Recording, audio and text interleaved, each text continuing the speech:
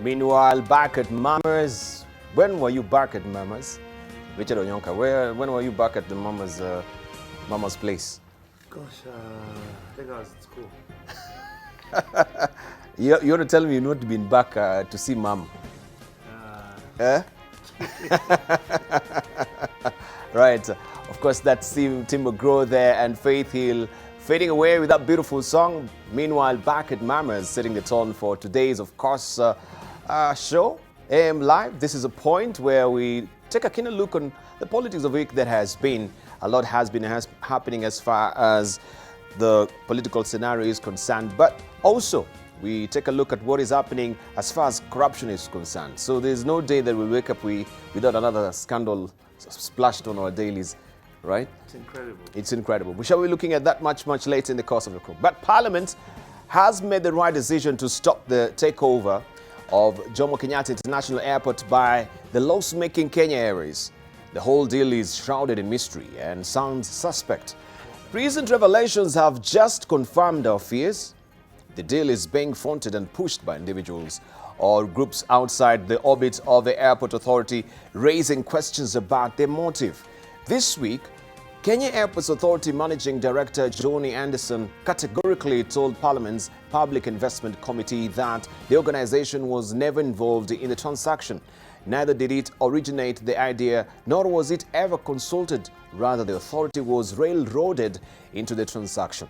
To be sure, Mr. Anderson stated the authority was instructed by Principal Secretaries Paul Maringa and Esther Koimet to enter into the discussion with Kenya Airways with the writer that the decision had been made by high authorities. Who is this high authority? That's a problem question. Neither was KAA team given any written communication from the cabinet to validate the directive. This is a stinker. First, KAA is a public entity with an independent board.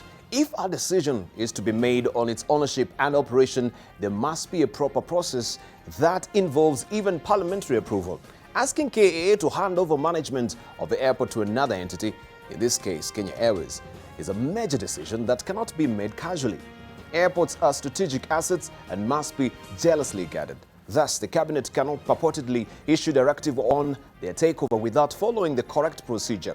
Second, even if perchance the decision was to be made, Kenya Airways does not have the capacity and resources to manage airports. Kenya Airways has perennially been making losses. It went into misguided expansion plan that saw it procure aircraft it did not need and entered into routes that did not make economic sense.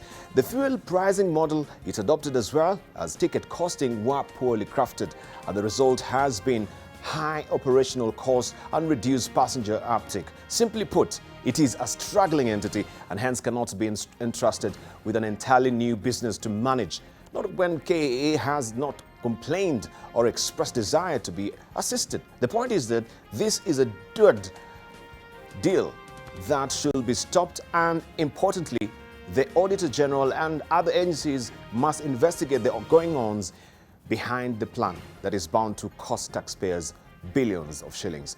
Of course, today we plumb deeper in that as well.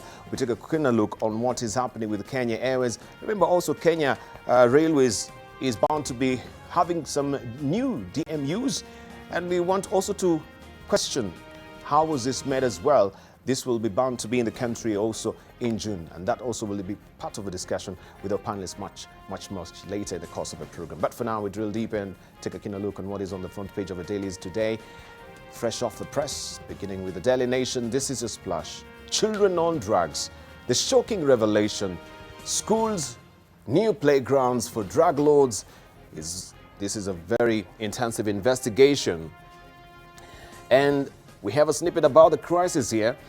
The most popular drug is the stimulant Cuba, which is passed off as sweets or chewing gum. The World Health Organization warns that these drugs contain at least 30 cancer-causing chemicals.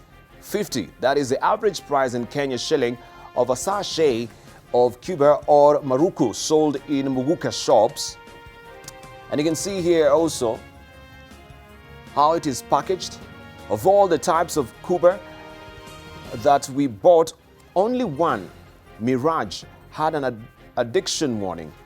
In Kirinyaga, the Maruku variant, that is the one which is pictured here, has started penetrating the Mount Kenya region and is gaining popularity among youth. Residents blame it for the increasing number of children dropping out of school.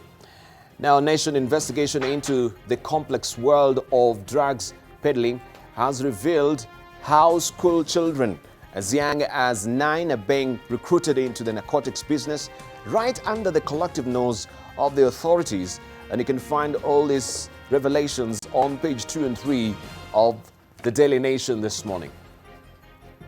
This is a shocking account, and you can actually grab a copy of the Daily for this. Also, Ministry stops laptops project will now build computer labs. The Ministry of Education has suspended the issuance of tablets to Standard 1 pupils under its digital literacy program, opting to build computer laboratories instead. Principal Secretary Belio Kipsang says that under the new policy, each of the 25,000 primary schools will get one computer laboratory.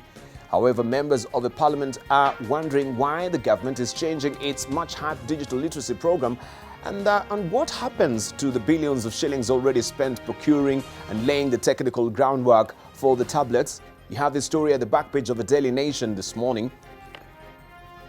And still on the front page of the Daily Nation as well, infertility, a medical condition. Gynecologists and obstetricians want the inability to conceive categorized as an ailment, and this story is tucked away on page 9 of the Daily Nation this morning. The Standard is up next, and this is what we have as a splash today. MPs fight banks on daily cash limit rule. It says dealings, they claim rules on disclosure, source and use of money aimed at curbing terror financing has inconvenienced Kenyans, forcing many to avoid banking so as to have unfettered access. This story continues on page 4 of the Daily of the Standard this morning.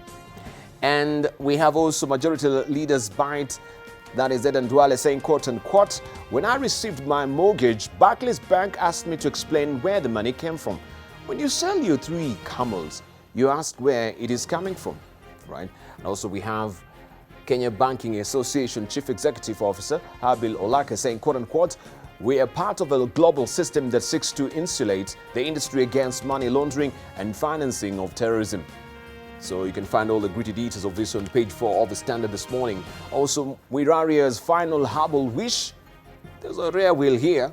In his secret written death wish, former finance minister who died of cancer decrees that his children must set aside 50 acres for planting of indigenous trees with medicinal value for sale. All that you can find inside the Standard this morning. And pain, president withdraws gift. And all right, let me try and just make that stable for you to see. Hitting back that a beggar has no choice was confirmed in Nakuru yesterday as a woman who protested the quality of a house gifted her and her children by President Uhuru Kenyatta lost it to a man with 3 disabled children.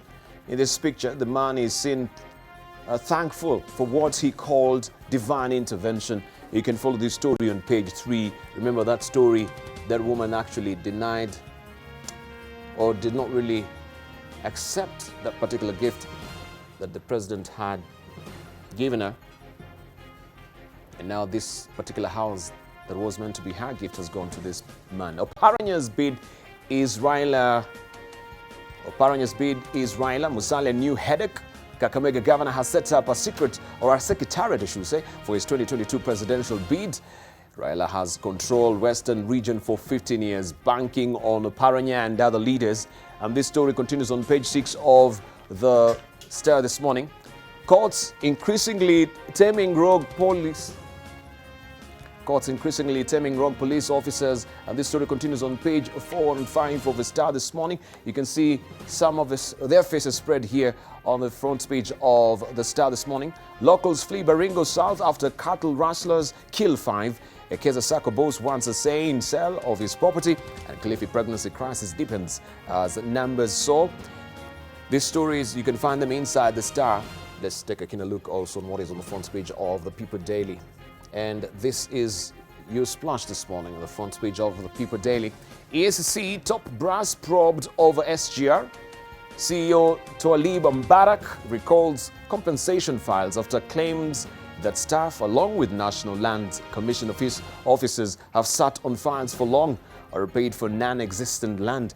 This story continues on page 6 of the People Daily. Also, contractors pocket 10 billion shillings for abandoned state projects. Contractors pocket 10 billion shillings for abandoned state projects. This story continues on page 15 of the People Daily. And 12 constituencies on the spot over CDF cash misuse. This is on page 2.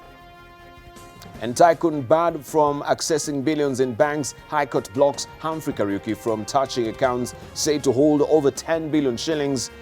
And Oko, this is a story on the CDF. Oko queries misuse of CDF by legislators. Auditor General slams MPs for failing to account for funds meant for projects and bursaries in constituencies. And this is a story that you can follow on page 2. We'll discuss this with our panelists to tell us more about this. It says, according to Oko said MPs had diverted the funds availed for projects, while in other constituencies the projects have failed to kick off, or they've stalled or have been abandoned. The most affected constituencies include Ndaragwa, and that is of Jeremiah Kioni, Nyeri Town, Gunjiri Wambugu, Mandera East, Bomet East, Juja, and Dagoretti South, amongst others. Well, we will wait to hear from Jeremiah Kioni as well on this. Let's move on and see what is also on the front page of the Citizen in Tanzania. I will show you the Business Daily using my hard copy because my soft copy is acting up this morning. Chinese firms response in raw over 6.8 trillion shillings. Chinese firms response in raw over 6.8 trillion shillings deal. Tanzania China International Mineral Resource Limited appears to fault the government for not providing it with tax incentives to ensure smooth implementation of a project it described as risky. The story is tucked away on page 3 of the Citizen in Tanzania. Also, sensitive goods to be cleared solely by a state agency. 56 killed in accidents involving government vehicles and 14 mans. That story also tucked away on page 2 of the Citizen if you're waking up in Tanzania. Let's see Mwananchi, which is the Swahili version of the Citizen. Ajali gari za serikali zaua watumishi 22. That is the story. And also wakurugenzi wamtibua Majaliwa. That story also tucked away on page 2 of the Mwananchi in Tanzania. In Uganda, we have the Daily Monitor. Land probe, a raw deal. Rukutana says this. Deputy AG says commission floating law. Also, the prop team AG wants to be above the law. That's what we have, the back and forth there. And the interview and the stories also, you have them on page 4 and 5 of the Daily Monitor. If you're waking up in Uganda, Kialigonza guards assault traffic officer. And you can see the picture there, how it went. And also, Museveni tells judge to teach wealth creation. Says religious leaders should play a role in building the economy through turning believers into wealth creators. Also, Kampala Port works to kick off in June. And on top there, get ready for heavy rain, says weatherman or weather experts, says the March to May rainy season will be characterized by thunder and hailstorms. This story continues on page 3 of the Daily Monitor. If you're waking up in Uganda, let's see what is happening in Rwanda. And I'll try and lift up the New Times for you quickly to see what is on the front page of the New Times if you're waking up in Rwanda. And this is your splash today. Government seeks Rwandan francs, 12 billion Rwandan francs for Mutayele Di Sante. That is what we have on the front page of the New Times if you're waking up in Rwanda. Also, Qatar Attorney General hails Rwanda's reforms. And we can see here the Attorney General of Qatar, that is Ali bin Fataiz Al Mari, and the State Minister for Constitutional and Legal Affairs, Evode Ewisiviamana. On Sunday, Al Mari hailed Rwanda's recovery and gains in the judicial sector 25 years after the 1994 genocide against the Tutsis. And you can follow the story on page 4 of the New Times in Rwanda. Rwanda named most distinctive tourist destination at Chinese fair. This story continues on page 8 of the New Times in Rwanda. The East African this week is holding this splash for you. Hidden players in Kenya, Somalia's spot. Nairobi is blaming external players with interest in oil, gas and fishing for the ongoing diplomatic row over the maritime border. And you have the full report on page 4 of the East African this week. Also, Dar open to new buyers of cashew. You know the cashew crisis that is ongoing there in Tanzania. So this is the latest development as far as that is concerned. You can grab a copy of the East African this week for you to get the latest of what they're saying as far as this is concerned as well. I want to show you also the hard copy of the Business Daily. The soft copy is acting up. Kenya in spat with Iran over 4 billion shillings tea exports. That is what we have on the front page of the Business Daily. Ministry of Foreign Affairs seeks to quell a dispute arising from a price cap, a new tariff imposed by Tehran. And this story continues on page 4 of the Business Daily this morning. Also, how KQ demanded KAA data before it tabled merger proposal is another story. And remember also that will be part of our fodder this morning as we discuss political happenings of the week that has been. Also, Wind Solar cut 6 billion shillings of Kenya Power diesel uptake is another story that you want to follow on page 4 of the Business Daily. City Hall counts 650 million shilling losses. City Hall counts 650 million shillings losses. And the digit that we have there is 210. This is a kilogram of tea of a weekly Mombasa auction. And this continues on page 20 of the Business Daily. I'll be remiss if I don't show you also the editorial cartoons that we have today. Finally, this is what Victor has drawn for us this morning, which is snugly fitting with our discussion this morning about the KAKQ takeover, secret takeover bid made public. And you can see the under things hanging all over as Kenya Airports Authority setting on the right high. And of course, you can see all this. This we will discuss with our panelists this morning that has been aptly captured by Victor. Also, we have Stano inside the People Daily, and it's all about the help. You remember that particular controversy that was there about being arrested. So this is how it happens. The application still take money, and the repayment still you take money as well. So I'll leave it for you to decipher that. That has been drawn by Stano. And this is what we have inside the Daily Nation today. Failed projects. How about turning this into a tourist site and earn revenue? Maybe, right? The failed projects that we have in the country can also be a tourist attraction, right? How not to go about, negotiating for tenders. And we have many of them that have really failed. One also is Galana Kulalu. Maybe the government also is thinking about renegotiating that particular contract with Israel. And those are your editorial cartoons. So make sure you grab a copy of the Daily Nation, a copy of the Standard, the Star, and also the People Daily for these compelling, riveting stories. For now, let's see what we have in the highlights for you. The opposition demands less talk, more action on corruption. Polls close in Senegal election that President Sall is tipped to win. And Regina King takes Oscar for Best Supporting Actress. Now, political leaders from across the divide are piling on the pressure on President Uhuru Kenyatta to take action against 6 cabinet secretaries accused of engaging in graft. Wiper Party leader Kalonzo Musyoka and his Amani National Congress counterpart Musalia Mudavadi say the president must act decisively to stop a further plunder of the country's resources. You should not blink one eye. Okay, blink and lose this war against corruption. Your legacy will be destroyed forever. Having had more than enough on the handshake, we demand that we must now begin seeing handcuffs. I can tell you very clear, if it's corruption, it's not Balala. And if it's breaking the law, it's not Balala.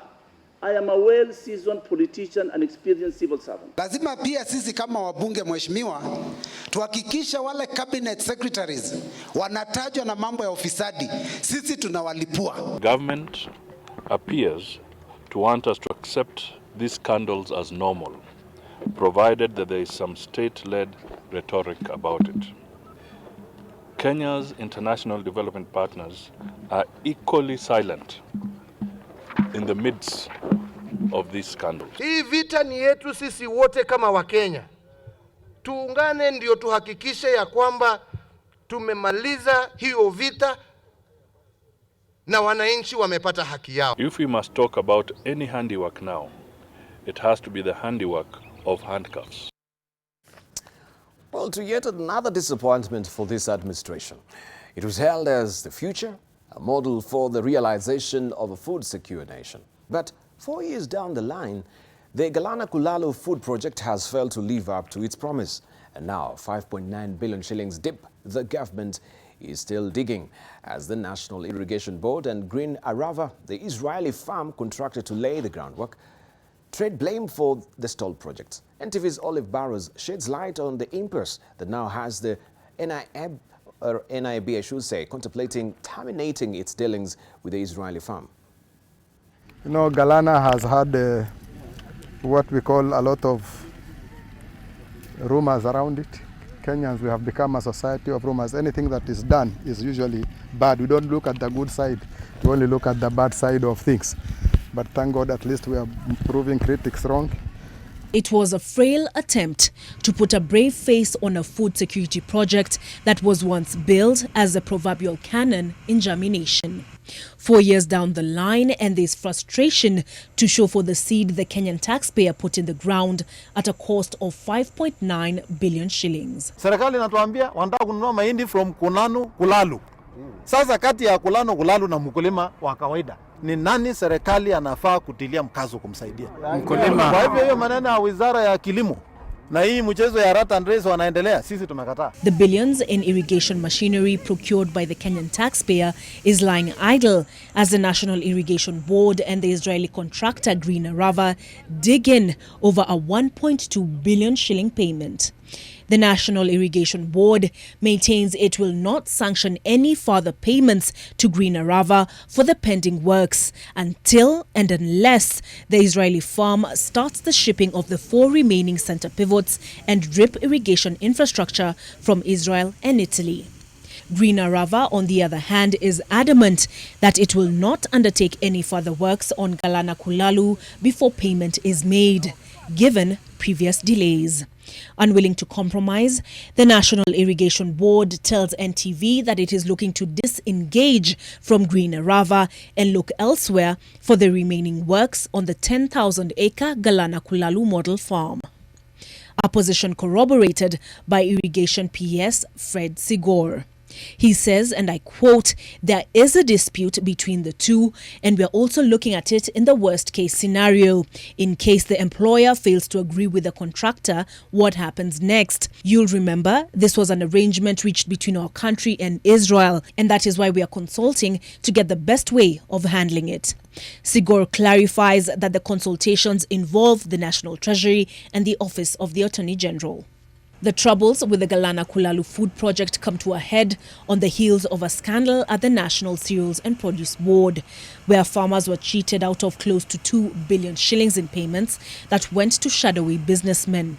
And now the hope that was the Galana Kulalu food project is nowhere close to the shining example of a Garden of Eden in the depths of Kenya's semi-arid south that it was touted to be. Olive Barrows, NTV.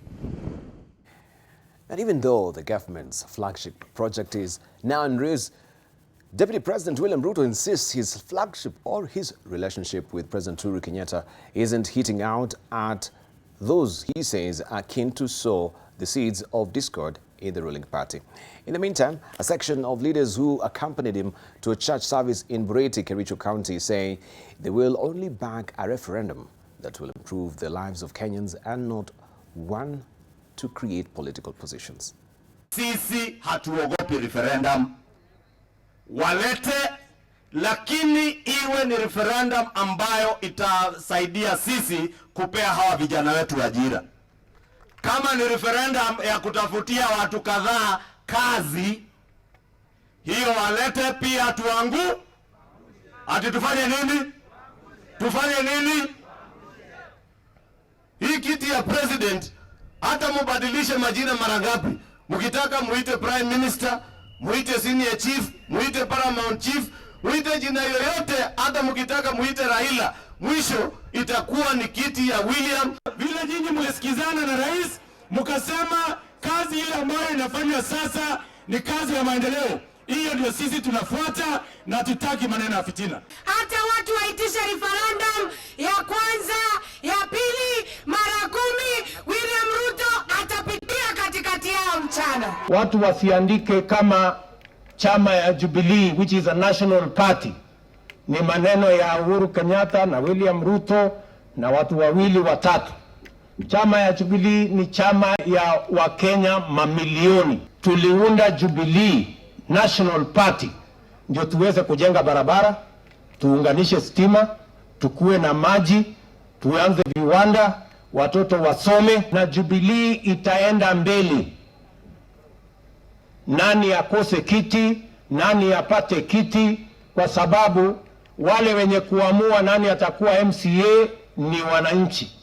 Nani atakuwa mjumbe, nani atakuwa senator, nani atakuwa governor, nani atakuwa rais, kwanza ni wana Jubilee kwa Jubilee na wa Kenya.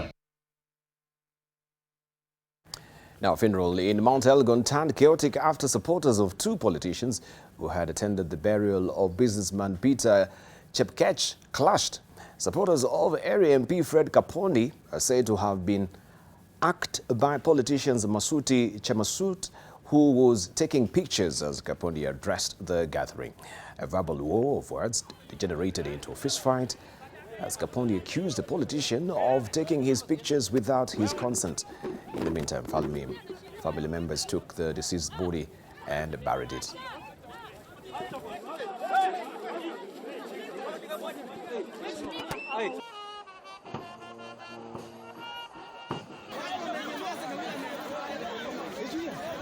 Mimi nilisema tafadhali usinipike nikiongea ama nikitembea kutaka kuongea. Inakuwa ni aibu. Mzee mkubwa kazi yake ni kuchukua picha alafu anaweka kwa social media kwa njia ya kuchafulia watu majina. Matanga ni mtu ambaye kila mtu anaheshimu. Na kila mtu alikuwa ameenda kulia vile anaweza kulia. Na watu wote waliongea na kutulia. Inaweza kuaje yeye ni special namna gani anaenda kuamka na kuweka vijana tuwapiga watu wengine. Matanga ni mali public. Mtu akitaka kupiga picha, mtu anaweza piga picha anataka kupiga. Kama media anapiga picha, kwani ilikuwa ni makosa gani?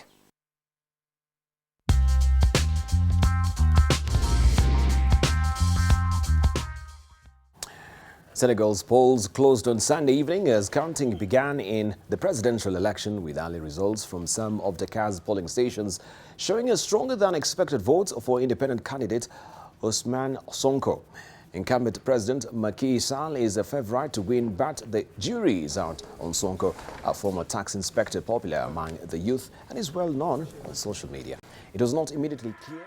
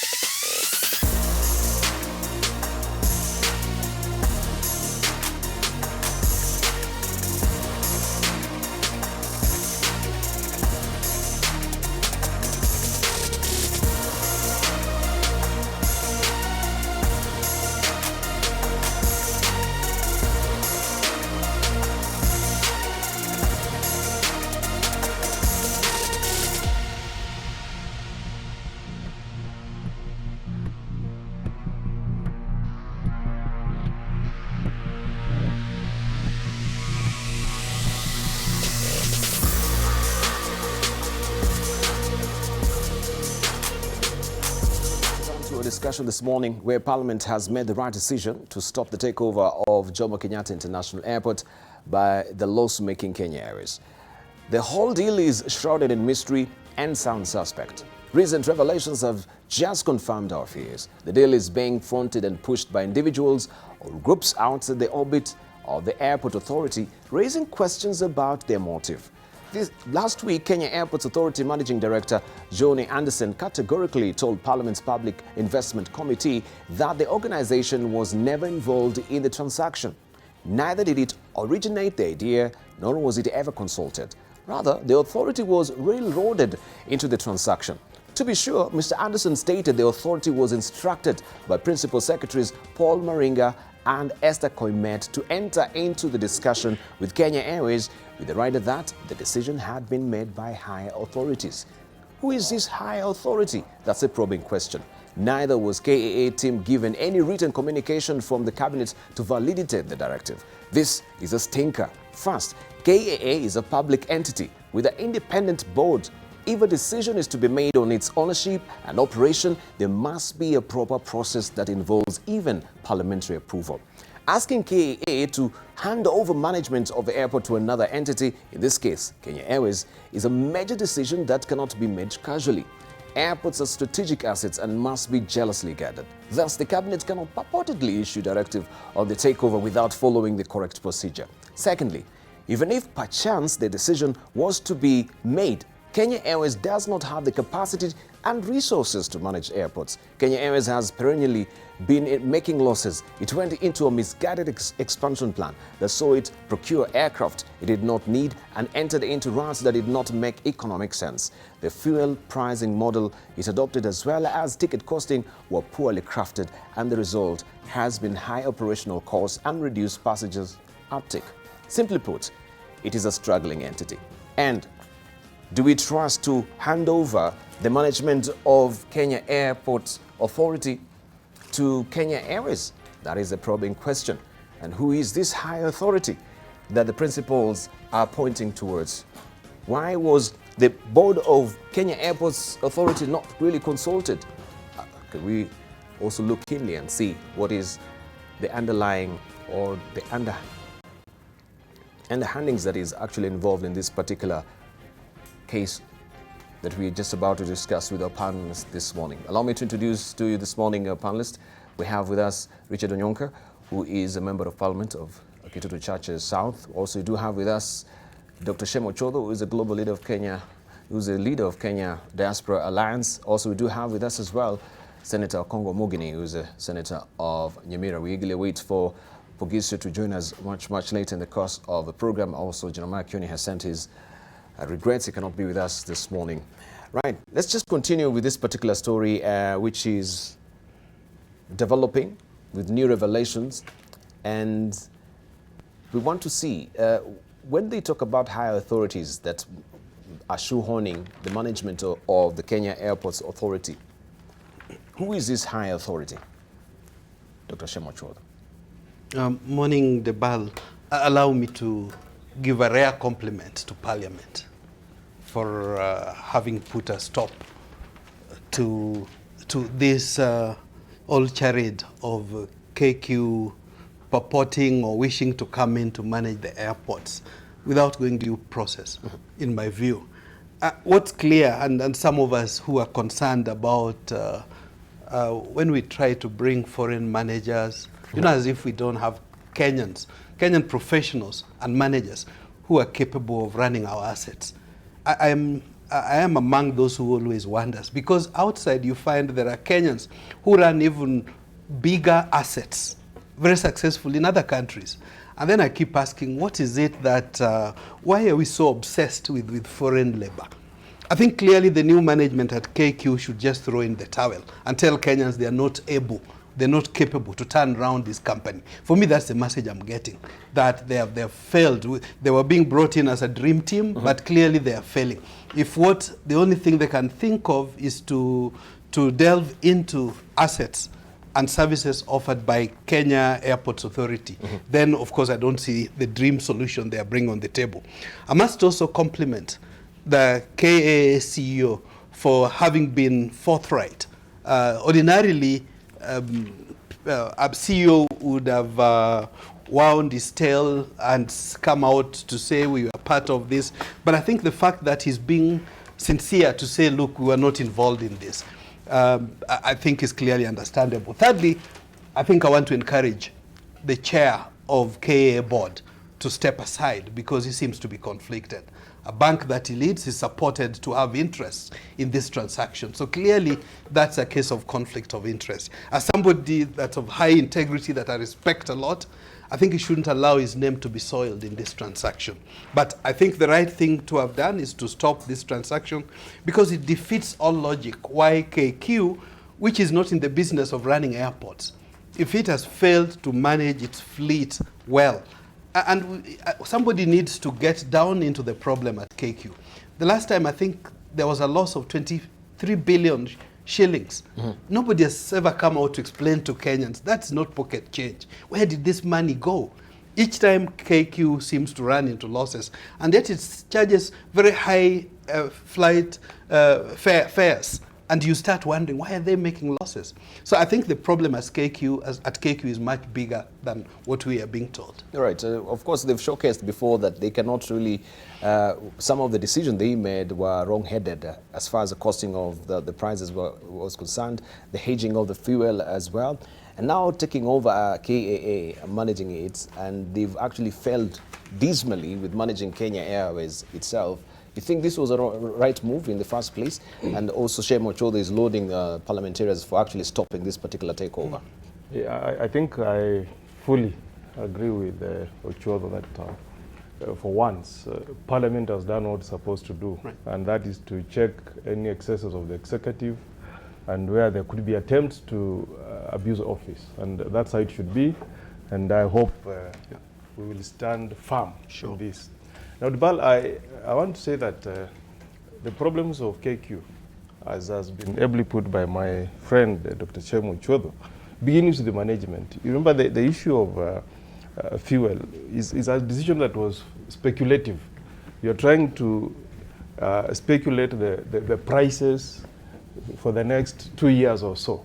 And that, I think, in itself made KQ to go into so many losses. But I think looking at the bigger picture, Debarl, we all take pride in the fact that we are one of the few countries in the region that own an airline and one that is really a pride of Africa, so to speak, because it flies to so many destinations around Africa.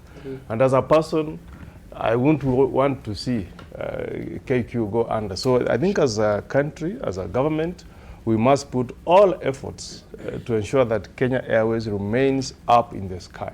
But then, whatever we want to do, it must be done in a manner that doesn't leave an egg in our face. I think what I would propose myself is that it's good for the government to attempt to bail out KQ, but we should not do it in a manner that raises speculations more than giving us answers. I mean, why? Why should it be the route that you want to kill an organization like Kenya Airways or Kenya Airports Authority that is fairly profitable and hand it over to an organization that has clearly shown that in terms of management, all you can expect are losses? I think that's not the way to do it. Then number two, and which is a bigger issue, is that there are questions which are being raised on issues surrounding conflict of interest. And I think that's why the members of parliament have put a stop to this and said, even if we want to undertake a process of rescuing KQ, let it be done above board. Number two, I've not seen either in the constitution or in our laws any animal called an higher office. I mean, if you have an entity that is supported by statutes, you have an organization like KQ that should run independently. Who is this animal called high office? In a situation where we have the new constitution, which talks of transparency, which talks of access to information to the public, nobody should attempt to put this animal called high office on the table. Everything that is being done between Kenya Airways and KQ should be done in a transparent manner, and nobody should try to twist the board of Kenya Airports Authority or the management board of Kenya Airways.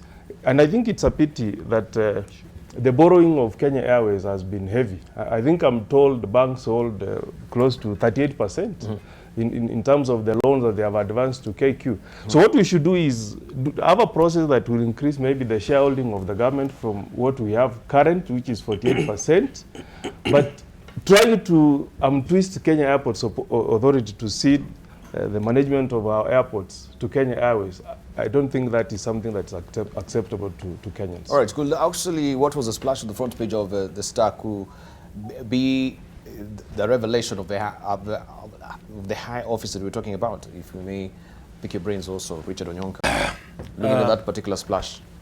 Thank you, Debarl. I would like to support what my colleagues have said.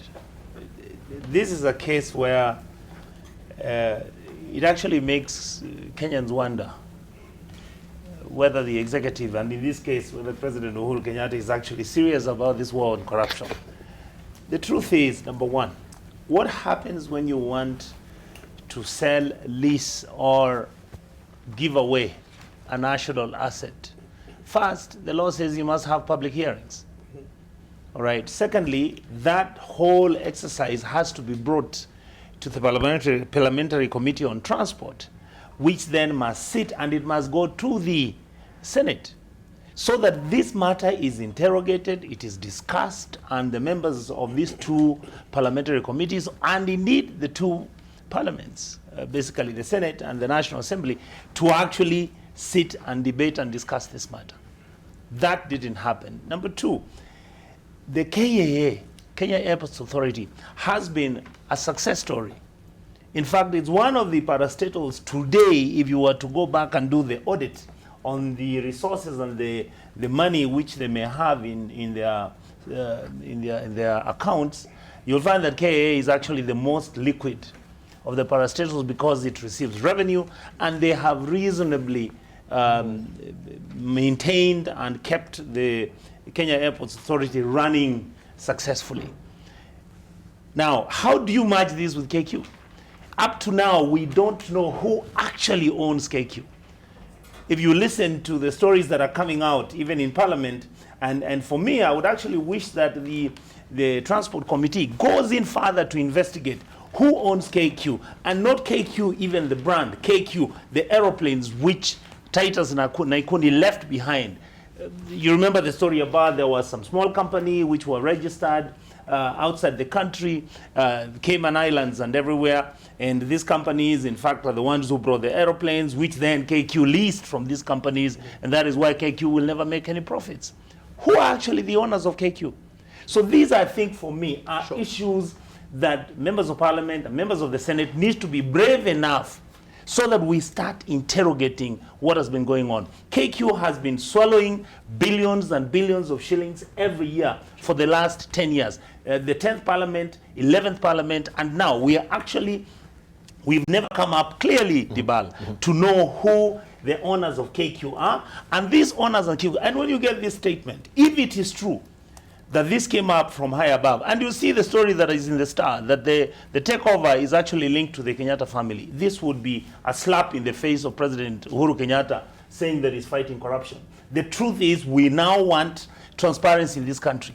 The truth is, Kenyans are sick and tired of every single day corruption, cases of billions of shillings being stolen, whether it's in the medical industry, billions are being stolen, whether it is the transport industry, billions are being stolen. Look at KQ, look at SGR. If it is in agriculture, billions are being stolen. If it is in water, billions are being stolen. This has to stop somewhere.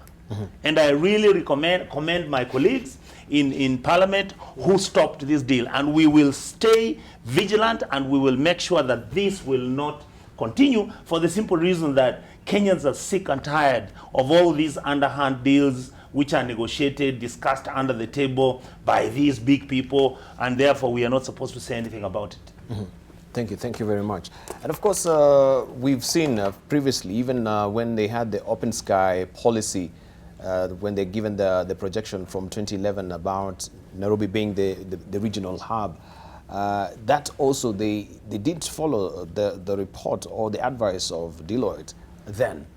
If there are people who cannot really sit, this is management of a KQ, do you think then, you wonder what sort of negotiation is, and last time I think we were talking about how negotiations in this country, they're done, and we actually delve deeper. This could be one of the negotiations also that is really, really, you know, a stinker for this country as well. Pogiso was joining us this morning. Good morning. Good morning.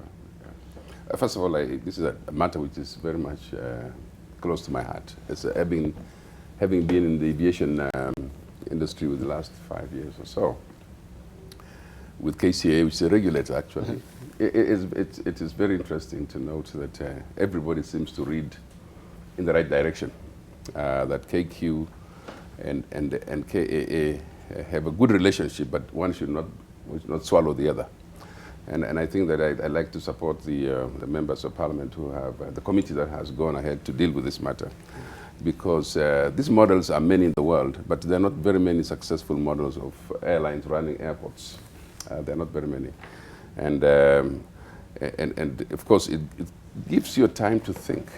Why would anybody want to do and push very hard for that? I think the most important thing for me was, as we were working, was to see how KAA would actually be profitable, and KAA would then be able to improve all the facilities which are there and make it comfortable for KQ. Make KQ have their own hub, let them have their own terminal if they want to. But the business of KQ trying to own, that model has failed elsewhere in the world. It's not a model that works, especially in democratic places and capital, let's say money, market economies or areas where the economy has been liberalized. It's very difficult. And I like the question that was asked by Onyonka. Who owns KQ? How much of that ownership is really Kenyan? So that a whole 100% Kenyan asset called KAA to be swallowed by an asset which is not necessarily owned by Kenyans. So those questions are there. It smacks definitely of something fishy, but it's the whole thing is trying to move things under the radar, you know. But you know, apparently, I'm glad for Kenyans who actually raise who raise these things in the media, who raise these things in the political space, so that nobody just rushes through these things in the radar. And you know, it's so dangerous, Debarl, in a situation where we have what you call the handshake now. This is actually the flop side of the handshake. The handshake is very good, but sometimes when the handshake agrees on everything, things like this can simply pass through without the radar, without being caught. And I think that I should definitely ask the people, the architects of the handshake, please, there are certain things which you just have to question each other on and say, hey, this one we can debate a little bit, so that it doesn't just rush through, because now it's become like a tyranny of numbers has come back to the house. And it's not good necessarily for democracy. We would like the handshake to do what the handshake has done, just stabilize the economy, stabilize the country, the political temperatures, but not necessarily to have to begin to agree on everything that goes. In this case, by the way, it's very important that Kenyans slow down on this deal, if not stop it completely. All right. Yeah. We want to take a short break, but also to show you this editorial cartoon that Victor has drawn in light of the KQ-KA takeover. Secret takeover bid made public, right? Where we have the under things there. We can see the pans of, this is, right, okay. I thought these are dirty linens. Let me not continue. People are taking breakfast this morning. Yeah. The other things are there. So this is what we are discussing. The other things are on the KQ and KAA takeover. We take a short break right now. When we circle back, we continue.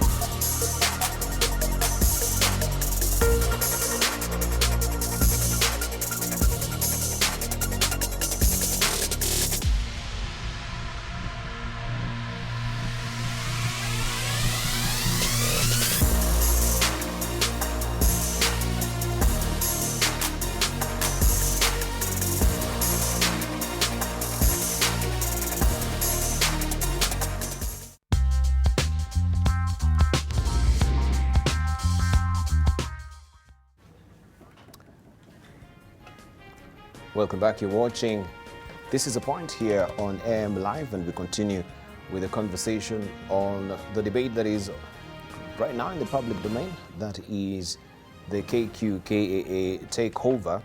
And before we took a short break, we had this editorial cartoon that we were looking at and trying to decipher it to see what Victor has drawn for us. Secret takeover bid made public. Right, this is where I give my analysts and the opportunity to also weigh in on what they're seeing.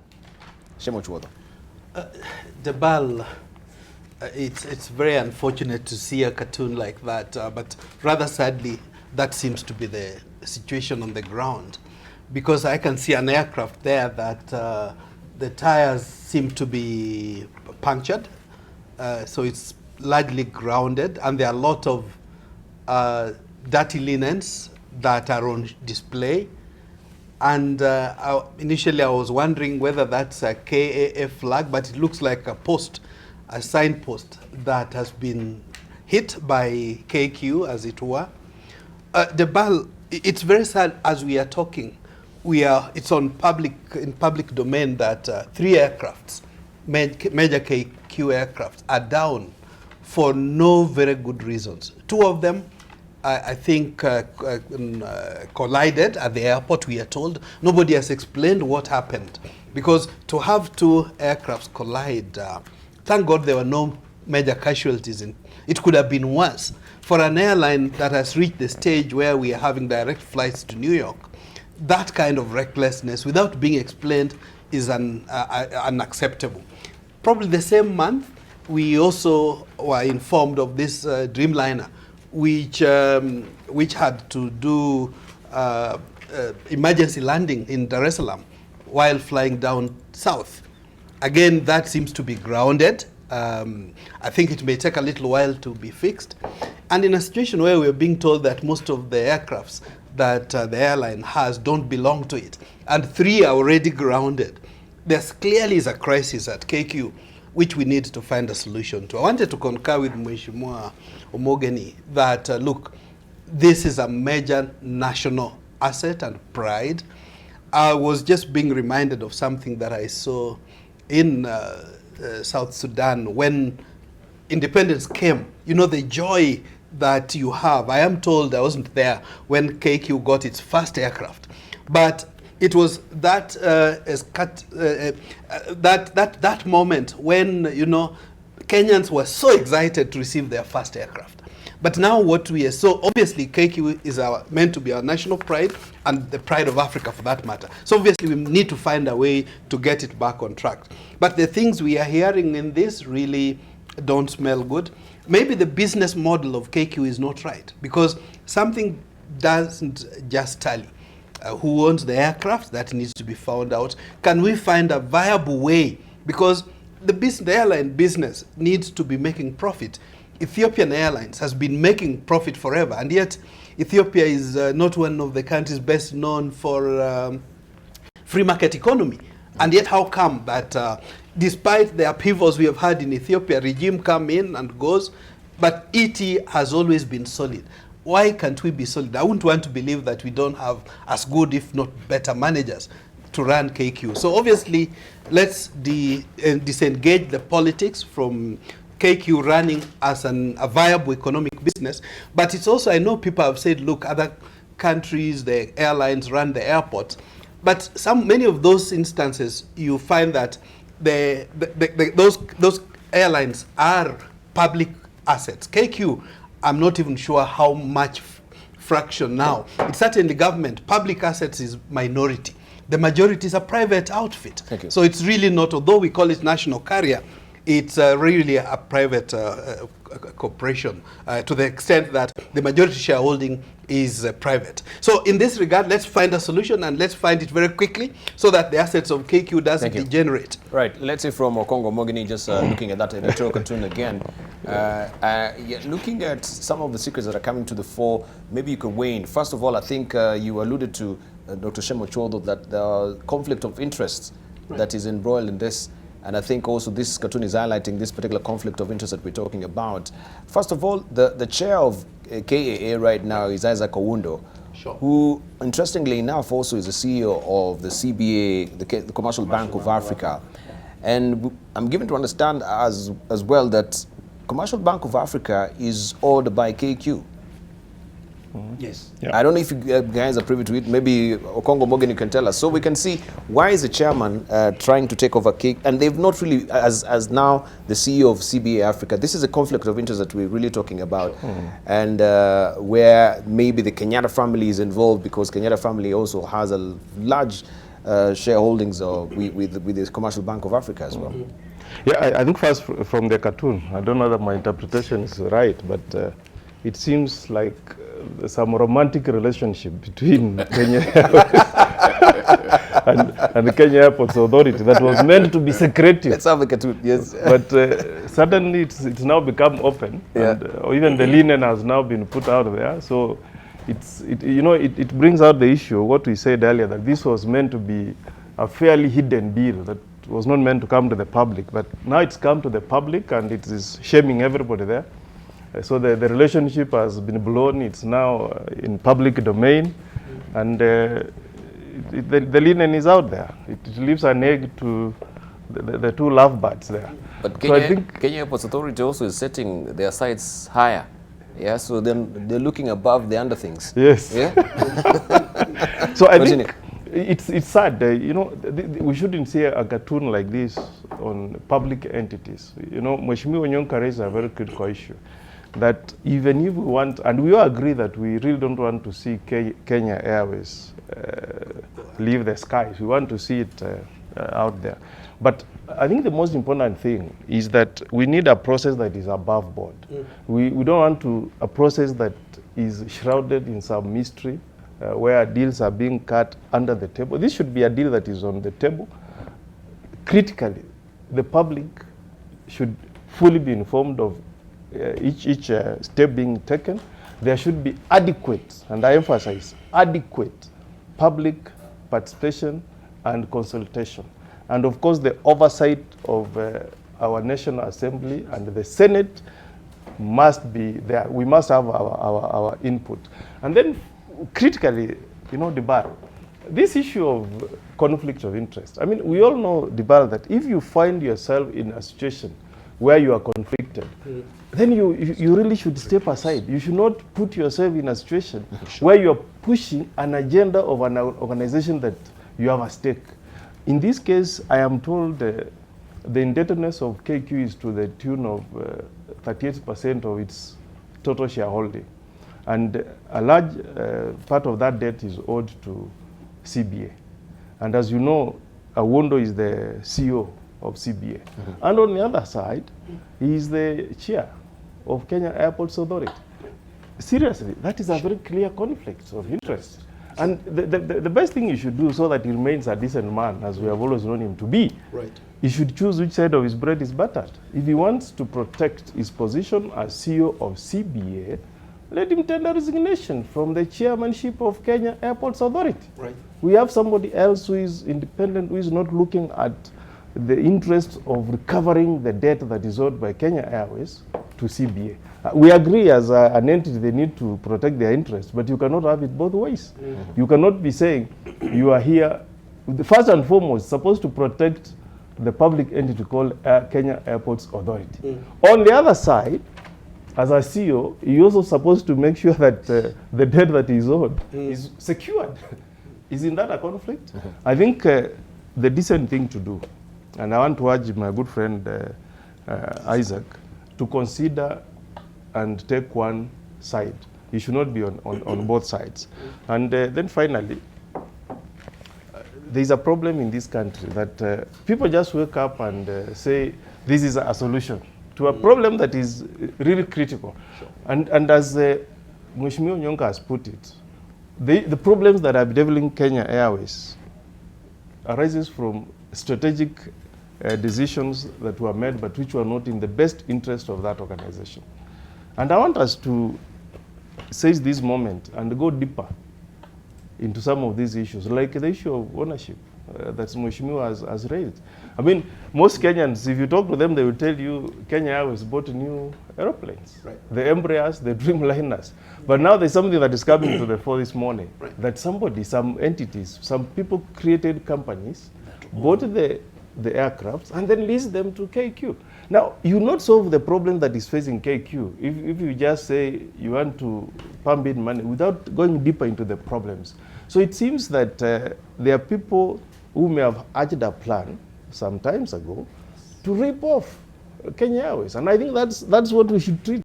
That is the problem that we should look at, not this issue of saying we have a fat cow called KAA. Yeah. Let's now pass it over to Kenya Airways to be milked. Right. That's not the solution. So even if we bring out the experts from without the country, international, of course, the experts who are here right now to manage KQ as it is right now, that is just a band-aid solution. The rot is actually within. Yes. We know with people who own KQ, the leasing, the Operation Mawingu project that was mooted up to now, is it really flying? That could be the question as well. Debarl, I'll tell you that without any fear of contradiction, Kenya Airways was deliberately, skillfully, and carefully restructured about 10 years ago to actually permanently make a loss. The reason is that all the aircraft that are leased from wherever they've been leased, actually they've been released by companies that have been registered in the Cayman Islands, in the Seychelles, and all these tax haven outfits. Those companies are owned by Kenyans, and those companies are actually the flag money siphoning entities, which then were brought into Kenya when Embraer was buying the planes from Australia. I mean, when KQ was quote unquote buying and leasing the aeroplanes from Brazil, the aeroplanes were actually brought under the courtesy of these outfits. When we are leasing the Dreamliners, it is not KQ that is directly leasing these Dreamliners directly from Boeing. There is a third party in between that has been doing this. So what is happening is every single transaction that has taken place with KQ in the last 10 years, including, if you remember, Kenyans have very short memories. If you remember, when there was an audit done and they were showing how a packet of juice from Del Monte was actually costing an equivalent of about 3,000 shillings per liter. Incredibly. And yet out here in the market, a packet of juice at that time was about 150 shillings. So what happened out of that, KQ then started cutting.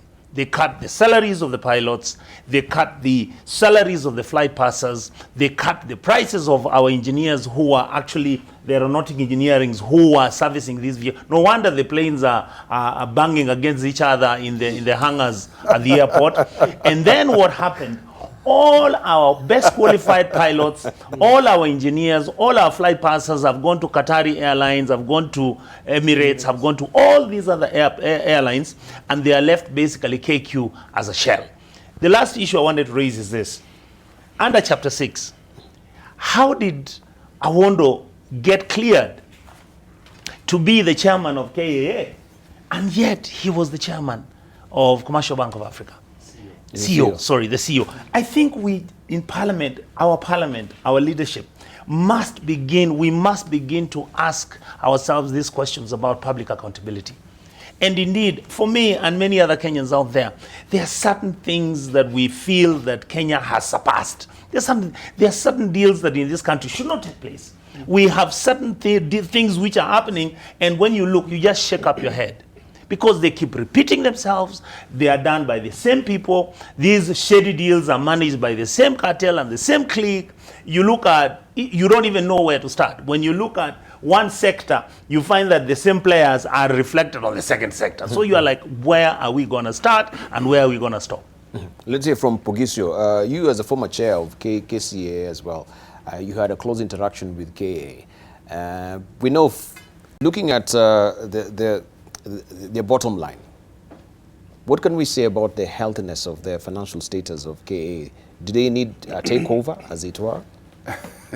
No, it's not. It's not that KA doesn't need any takeover. In fact, KAA is a very strong entity, a very financially sound entity. So most of you will remember that KA and KCA were one entity at some point. And so just the division, we just managed to get them split recently. And so KCA became the regulator, and I'm surprised that KCA would be quiet. KCA should be able to say something about this whole thing, because the regulator must work in the best interest of the aviation industry in this country, to put the aviation industry in a competitive fast lane. That should be the aim of KCA. And KCA, then when we split with KCA, we actually, under my own watch, moved the amendments in the act to allow for them to collect the passenger tax. And that means they collect, for every passenger, they collect some amount of money. Actually, it's quite a good amount of money. And that then goes to KAA for purposes of developing and growing the facilities. And a smaller percentage of that was agreed that would go to the regulator, to allow the regulator to be able to do all this work that it does. And so I'm actually looking forward to a time when we can hear from the regulator whether this is the best model that has ever that can support KA. I know, of course, as a former chairman, that it's not. It cannot be sustained. It's unsustainable. In any case, why would KAA want? Why would Kenya Airways want to run the airports? I mean, that question is. Don't they have their hands full already with aircrafts and the restructuring and the aircraft on grounds right now? Yeah, trying to come out of this hole which they are in. So if we were to ask yourself, if you're not doing very well where you are, why are you taking on more responsibility? You bet. And I think that is, and because of what? Okay, tell me, because of what? The reason why Kenyans, I think, need to face the challenge is that even to find people to head these organizations, KAA, KQ, that we must go and find people outside of the country. And so we find all these things being sometimes very disturbing. Tell me. Yeah, because first of all, also within the management of KAA, I don't know if you're privy to this, are they supposed to contract or maybe to outsource also the people who manage the parking within the Kenya Airports Authority? Because I think Kenya Airports Authority used to do them, to do that themselves, and I think that is a very huge resource, source of revenue, actually, I should say, for KAA in the first place. Look at what is happening at the Wilson Airport. It is not even, Mombasa Airport. Nairobi. These are things that we need to question. Why are they being outsourced? And this has been the sole entity, I should say, of KAA. But just before he weighs in on that one, I will just say that even if outsourcing is allowed, okay, for ease of work, but can they maintain a particular standard? Yes. So that's more important. They keep a particular standard where you can. It's so shoddy in some places and very successful in others. So I just like for KAA to say when you outsource, and that's where corruption comes in. To whom do you outsource? If we were to track down who are these people who are getting outsourced this work, you would wonder, you'd find therein that the corruption issues. The corruption issues. Yes. But for me, Debarl, the issue, I totally agree with what Senator has just said. If you look at the companies that are actually running the parking spaces, for example, yes, I would wish and I would hope that the Transport Committee and indeed the Auditor General, we now need to start interrogating the amount of money, for example, that the people running these airports and the people collecting the revenue. Yes. How much is the government making, and how much is this company that has been outsourced it's making? And as I said earlier, the truth is that we've always got these very short memories as Kenyans. At one time, you remember, Debarl, there was a big scandal about this parking company which has been running the parking spaces at the airports, whether it's in Nairobi, Mombasa, or Kisumu. And there was a big hula baloo about it. And the reason for that is that there are tons and tons, there's tons of money that is being made out of that parking space and its management system. The question is, what does the government make out of that? All right, I would love to know what the Transport Committee says. I would like to know what the Auditor General says, and I would like to know what, in general terms, the Director General of KCA and the Director General and the Chairman and most probably the CEO of Kenya Airports Authority, we need to know what revenue the government makes out of everything that is run out of these airports, and including doing an audit exactly so that we know what is happening at KQ, who owns KQ, which aeroplanes have we leased, how many do we have. We need to know what our pilots are earning, comparable to the international best practices. We need to know why, if you look, and I'm really humbled to raise this issue, look at our air hostesses, or they're called flight passers. They never look the way they used to look. Most of them look extremely tired. And when you do inquiries, the poor gentlemen and ladies who work have no time to rest.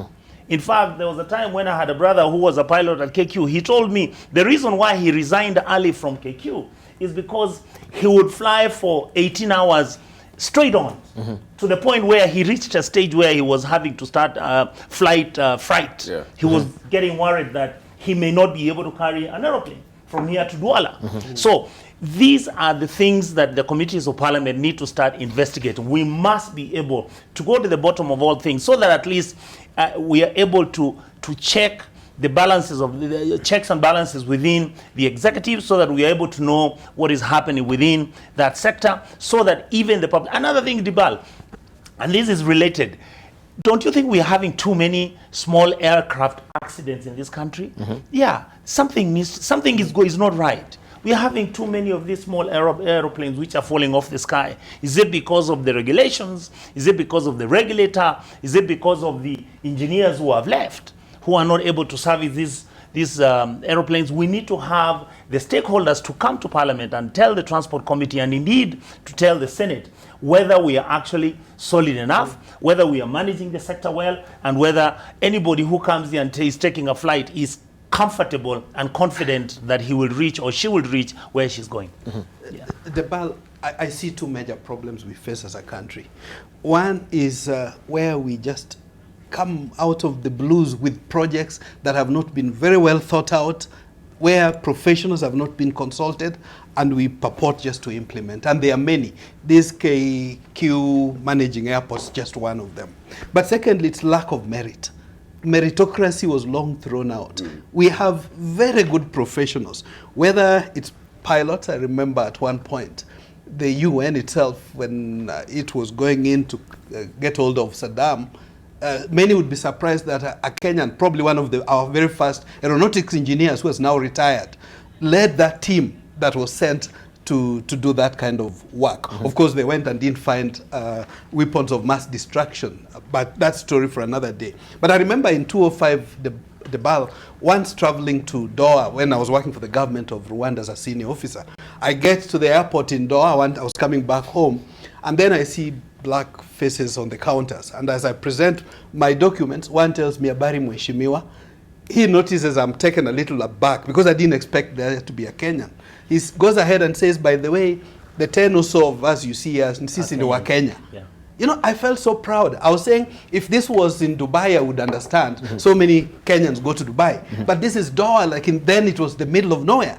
And if this was KQ counters, I would have said, I would have understood. But this was Emirates.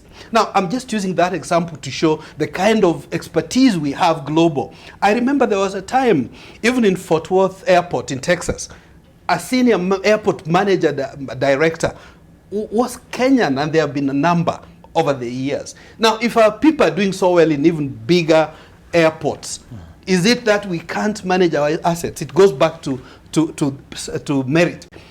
My suggestion going forward in this matter, Debarl, it's not that we cannot get Kenyans who can fix the problem as KQ. The airline aviation industry is a lucrative sector. We should be making money. Can we just de-engage? And I want to encourage the executive. Let's use this as an example to confirm to Kenyans we are genuine about fighting corrupt, so that things are done the right way. Let's get professionals so that whether it's the pilots or the hostesses, the crews and all, we can get a solution so that there's a win-win. Everybody's happy, shareholder values there.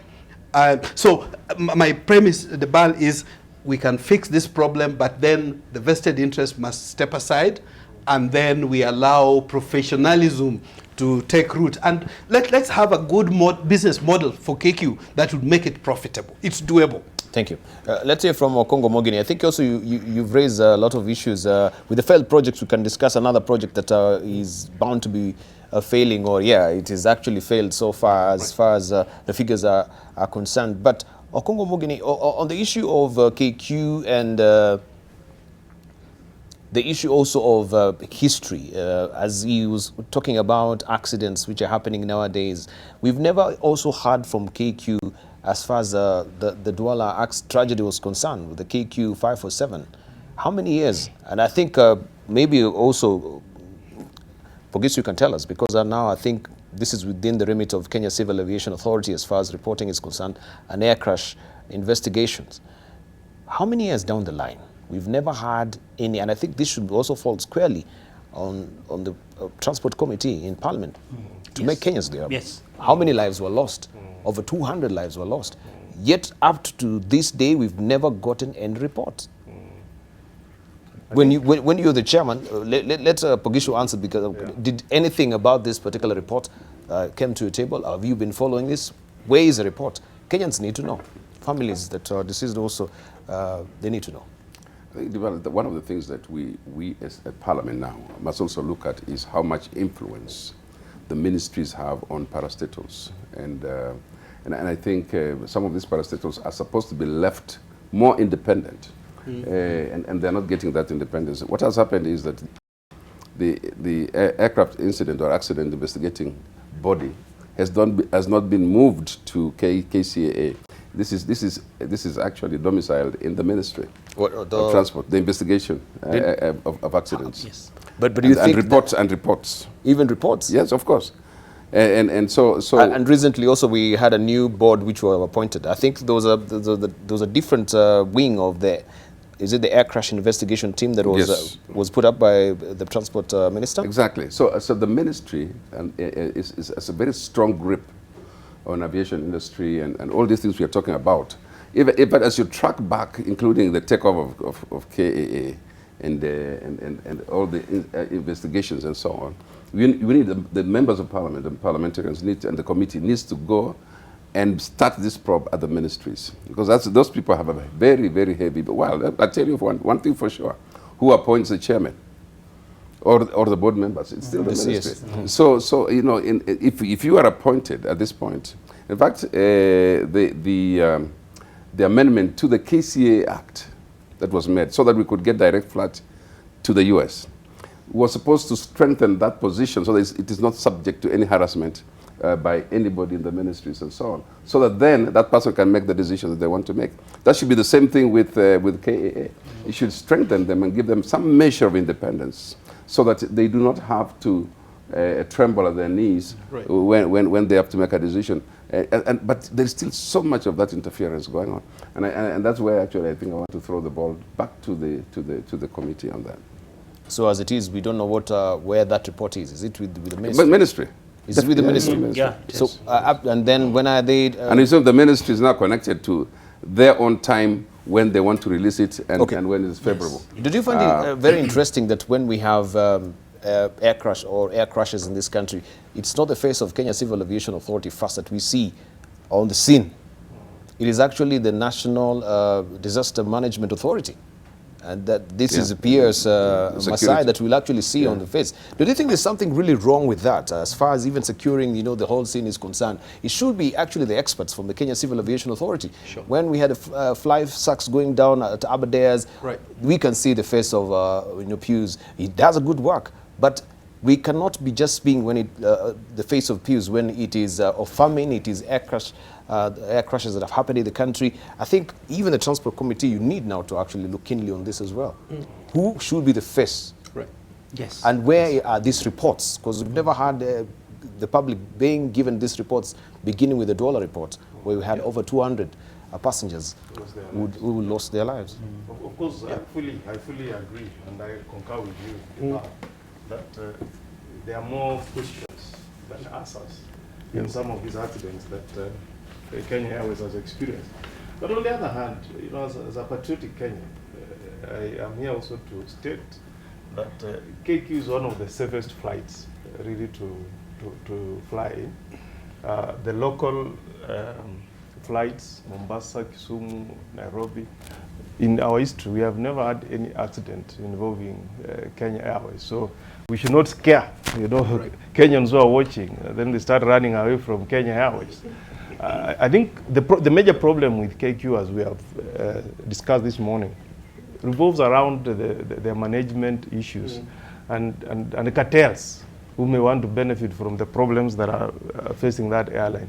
And I think going forward, Debarl, today we are really putting the Kenya Airports Authority management on the spot, that they need to understand that they are an independent parastatal and that they should make decisions that are in the best national interest of us Kenyans, not on the best interest of some business people. And three, Debarl, the critical issue that we have raised this morning, that we, as Kenyans, we need answers, is issues surrounding conflict of interest. Because we are not going to handle this process in a professional manner if we have people sitting on both sides and who are clearly conflicted. So I think I'm not in the Transport Committee, but as Senate and as National Assembly, that's one issue that we must tackle and do some cleanup going forward so that we don't have people running affairs of public entities purely for personal benefit. That is not a decent way of doing things, and I think that should come to an end. We have a fantastic opportunity to rein in on this partnership and ensure that if we want to bail out KQ, let us do it in a manner that is professional, that takes KQ out of its financial troubles, but not to benefit certain individuals. Thank you. Right, let's just read some of the reactions, unless Dr. Shemochodo, you have something final to say on this. We want to close this chapter. I just wanted to add, Debarl, in terms of making our airspace safe, we need to do much more. Since Nairobi and Kenya, by extension, is becoming a regional hub, it's vital that we make it safe. But obviously, it's a question of when you have complex matters and you try to fix them rather kijuakali. And I'm hoping we'll have opportunity to discuss issues also like the laptops and the names and that are being wrongly implemented without being well thought out. Thank you. Well, just to say that I agree with the Mogani. The training that our pilots get and our engineers get is actually one of the best. So we have very, very good workers. And the organization actually called KQ can run very fairly, except now the management part. I also wanted to say that for Kenya Civil Aviation Authority, they really need to weigh in on this matter also and say something, because they have now been resourced to be able to be an effective oversight body. And for those of us who are in the committees of Parliament, this is about the time when the committees of Parliament should really stand firm and go professionally, step by step, to find out what happens to all those reports that have not come out. It's a very complex process anyway, the one of investigating crashes. Very, very complex, because as you know, IATA is involved. You have all these insurance companies are involved. Yes. And families are involved. So it's a bit complex. So it is a very interesting matter. Right.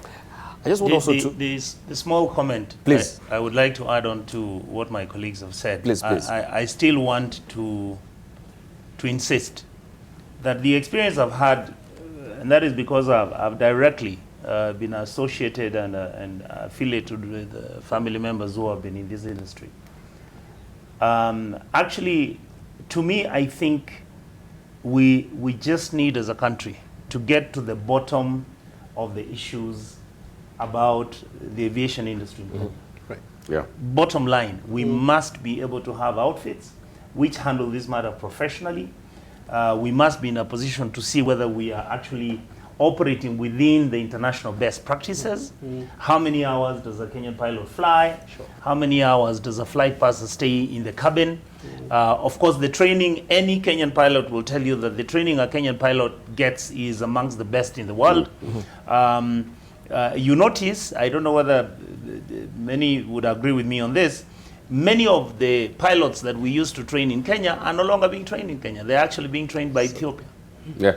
That's another reality. Or South Africa. Yes, or South Africa. Why is that the case? So my argument is we need to really look at the industry, not that the industry has failed, no. Simply that we expect the best. For the fact that when a flight goes down, you don't really expect anything out of that. So, and we fly these things. Thank you. So my argument is we need to go to the bottom of it and make sure we adopt the international best practice, so that Kenya then is given its position within the region, that it's a country that is very successful within the hub. Thank you. Right, let's just read some of the reactions that are coming through also on our social media. We have Governor the Dreamer. By the way, I met him. Thank you, Governor the Dreamer, who supports AM Live also with tweets. With his tweets, Kenya Airways is the most expensive airline in Africa, he says, and they offer West customer service. Majority of Kenyans rarely use KQ. They need to come up with strategic solutions. This is the governor. KQ, this is what Peter Fred Ward is saying. KQ have outsourced everything. Start with CDL, a company meant for employing KQ staff. Inside for drivers, B&J cleaning, creative cleaning, amicable transport, holiday and tour transport, trade winds, baggage handling, Eurocraft baggage handling, Swissport security, Senegal security, the list goes on and on. Also, we have Ngeno Kwa saying that that the chairman is the same time that the chairman of the Kenya Airports Authority is at the same time the CEO of CBA Bank. New info this morning for me. He lands. Also, Samuel Oruto says the aftermath, I should say, of the handshake when Raila was in the position he was, a point of condemnation, and is now in the support of the government, and yet the attitude is the same. Truly, Raila can't split himself into two opposition. Can come any persons? Well, I can't really decipher what Oruto is saying this morning. So let me just jump to Dr. Jen Omwenge saying nobody is ready to fight corruption in this country. It's just PR even from the executive. He says Bora Uhai. Also, we have Aleki Washera saying, who will save our country? Because the rich class is looting time. When the wananchi wanateseka, cause we voted for them to loot and protect their properties. Mali Awizi. Also, we have Ricky Ndemo saying this handshake looks fishy. In this regard, Mr. Mohoho is a friend to Raila. Who knows what happens at night? Raila could be speaking through proxies at night. Who knows? All Kenyans are known to do business in the darkness. These are the comments of Wananchi, not of NMG. Also, we have Dr. Jen Omwenga saying it's only God who can save this country from corruption, given its magnitude currently, thanks to help defaulters. They are scapegoats. Right. Now that one deviates. People will always take advantage. Also, we have Jen Ambuko saying Galana Kulalu was doomed to fail because the implementers gave a deaf ear to experts in agriculture. Instead, they listened to consultants with selfish interest. Matakeo and Ohio, this is what she's saying. And Langat Kiprop, he says this part of disadvantages of handshake. If Honorable Raila Odinga was still in charge of position, something like KAA takeover by a national carrier, which has some individual interests, could not have come out, right?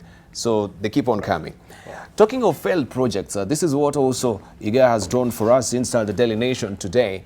Maybe we can actually piggyback on the success of the failed projects to make it a tourist attraction, right? So this is actually in the Daily Nation today. Well, talking of failed projects, maybe we can also pick up what is on the front page of the Daily Nation. Just a moment. We have ministry stops laptop. This is a sidebar story there. Projects will now build computers labs. And it says the Ministry of Education has suspended the issuance of tablets to Standard 1 pupils under its digital literacy program, opting to build computer laboratories instead. Principal Secretary Bello Kipsang says that under the new policy, each of the 25,000 primary schools will get one computer laboratory. However, members of the parliament are wondering why the government is changing its much hyped digital literacy program and what happens to the billions of shillings already spent procuring and laying the technical groundwork for the tablets. These are the consultants, the negotiators. Now we are back. So this can be a tourist attraction as well. Yes. Dr. Shemocho. Well, it's so saddening.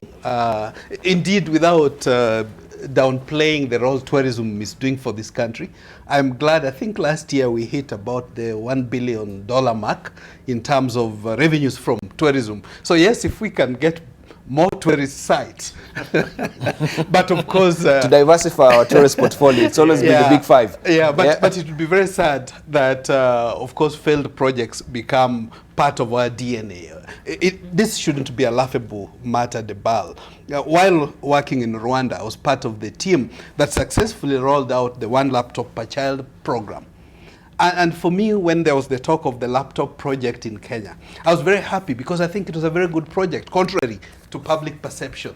But again, and I think for the lack of repeating myself for the nth time, complex projects like that you cannot implement without due systems engineering.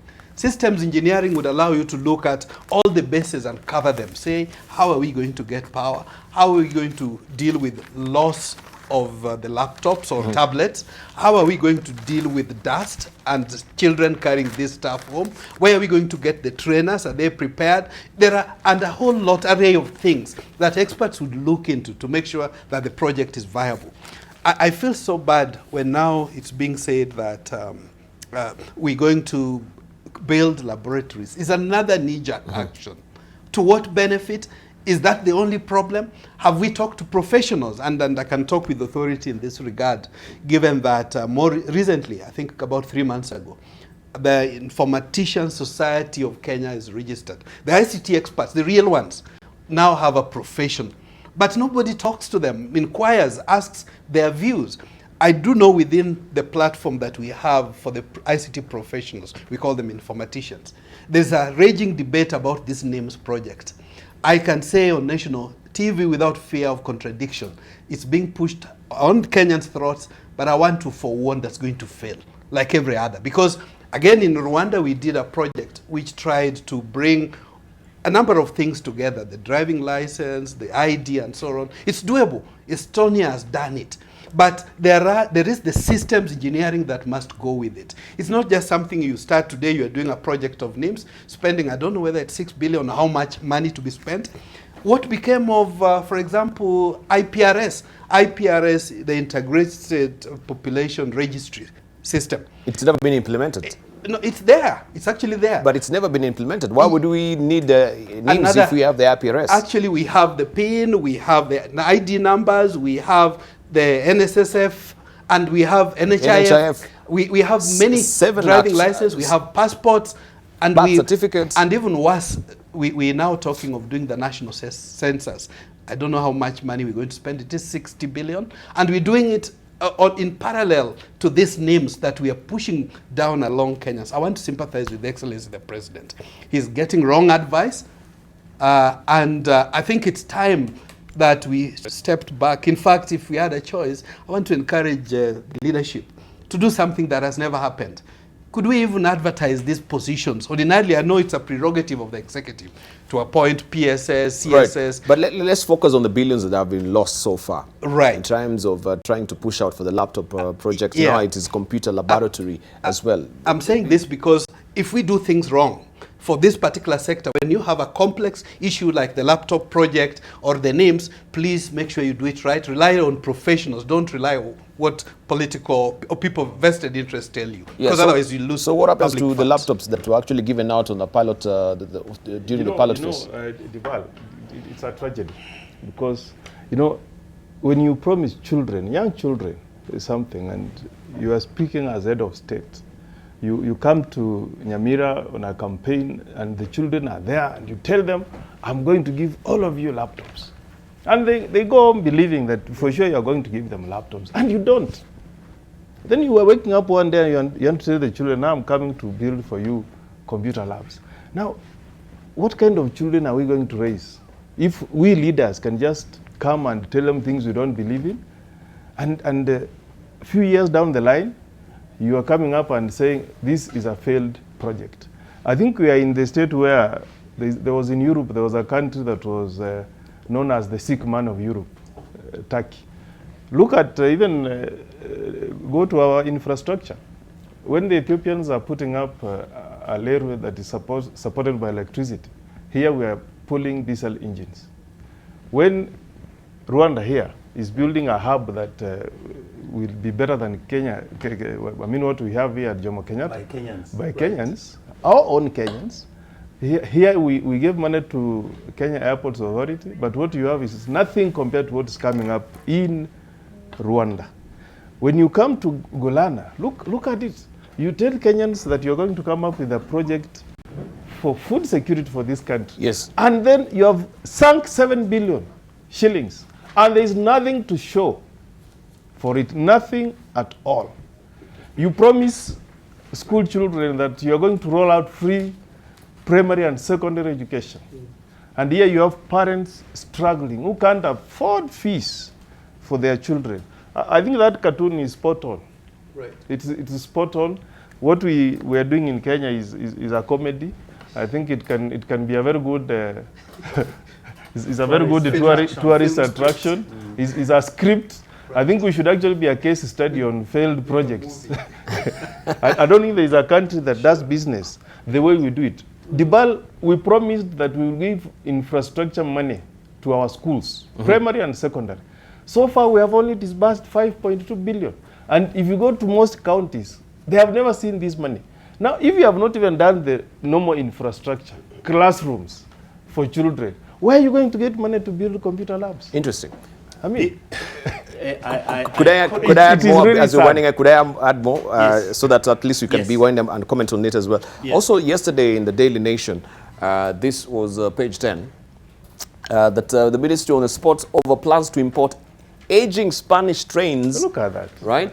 And he's saying Kenya is planning to import 11 used diesel trains from Spain, with some as old as 25 years, in the 10 billion shillings plan for a commuter train service and the high-capacity buses in Nairobi. The Sunday Nation can reveal the reconditioned diesel multi-units, DMUs, are expected to arrive in the country anytime from June this year in a rush plan that raises suspicions on just how they are going to operate, given findings of a report that questions their low capacity, weaker engines, and in Nairobi's single-track railway system. Debarl, let me tell you, I completely agree with what my colleagues have said. Number one, we need to figure out how we can actually have Kenya marketed as a country where other countries in Africa can come for benchmarking to see failed projects and white elephant projects which exist. And the only thing we need to fine-tune is the billions of shillings and indeed billions of dollars that we have spent to do this. Number one, from the start, I believe that the laptop project was schemed, it was clearly organized, it was strategically set up as an outfit to scheme and scam the Kenyan public. It had nothing to do with going down to the grassroots and making sure that children are given the laptops so that they would be computer savvy and everything. The reason is very simple. Some of the schools that we were piloting to give these computers didn't even have power.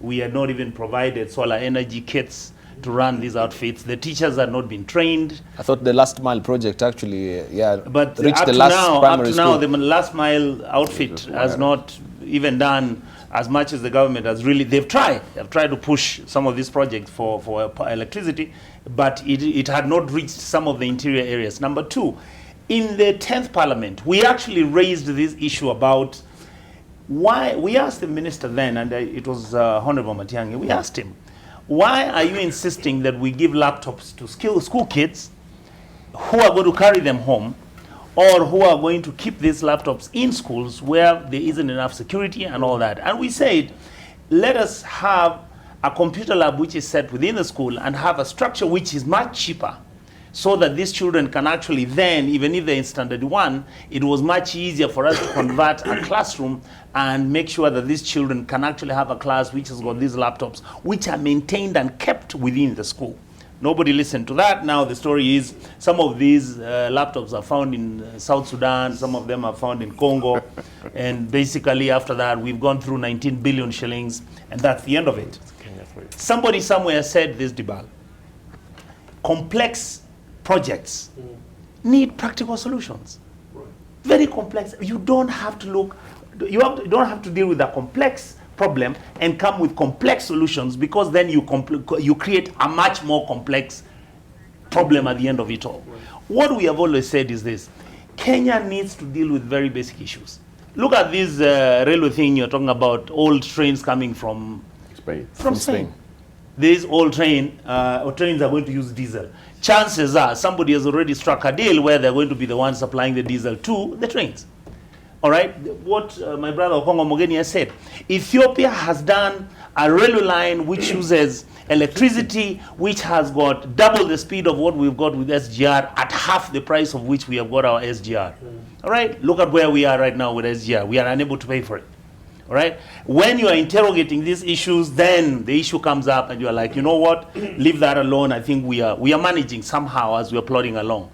In fact, when you go deep down into some of the projects, like Mheshimiwa Semochuda saying, the IPRS, the issue of NIMS and all that, Kenya is the only country where the government takes a decision, something is being implemented, and it comes out of nowhere, and you realize, poop, let's move on it. Even Parliament itself, which is supposed to be the third arm of government, we have not interrogated what this actually means. Thank you. The Kenya Human Rights Commission has come up and said, we want you to stop this implementation because we have outstanding constitutional issues. Thank you. Nobody wants to listen. Thank you. Now the question then comes, has somebody set up this because he's the one who's supplying the BVR kits, he's the one who is again taking money, and he's the one who's going to roll out this thing at 60 billion?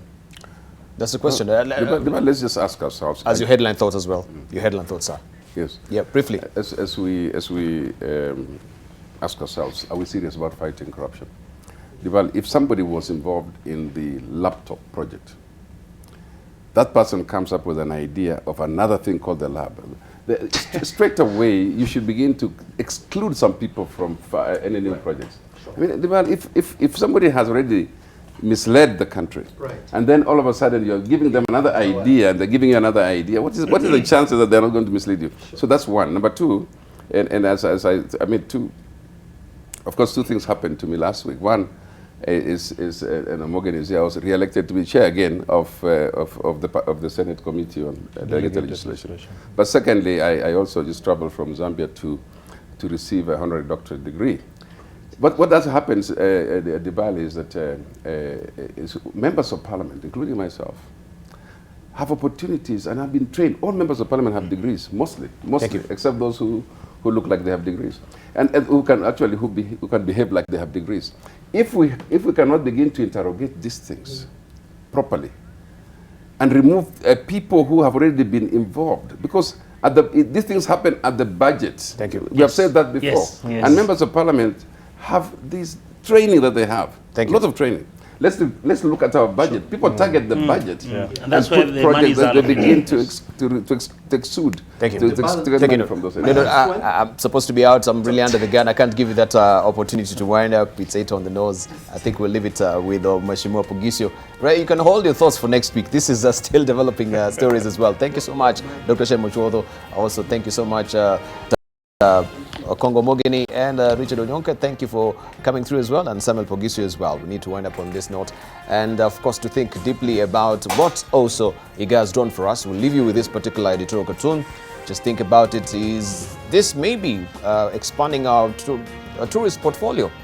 How about turning this into a tourist site and then revenue, right? This is a laptop which is turning into a computer laboratory. Galana Kulalu has not really worked so far. Are we still waiting for another shoe to drop? Well, think about it.